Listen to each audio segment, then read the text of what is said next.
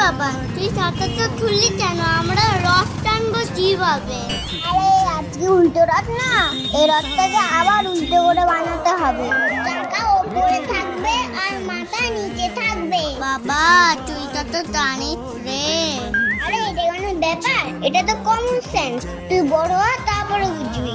এই বাবা, আমাকে রথে উল্টো করে হাঁটতে হবে? এই তোদের হলো কখন থেকে বাইরে? তুই রথের চাকাটা খুলে ফেললি কেন? কেন? তুই তো বললি আজকে উল্টো রথ, তাই তো চাকাটা উল্টো দিকে লাগাচ্ছিলাম। তোর কোনো কমন সেন্স নেই?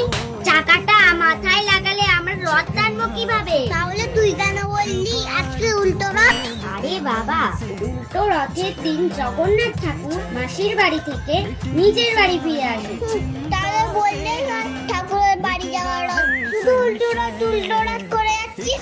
আরে তোরা চুপ কর তো। চল তাড়াতাড়ি চাকাটা লাগিয়ে আমরা বেরিয়ে পড়ি, আবার বাড়ি যেতে তো মেলায় যাবো।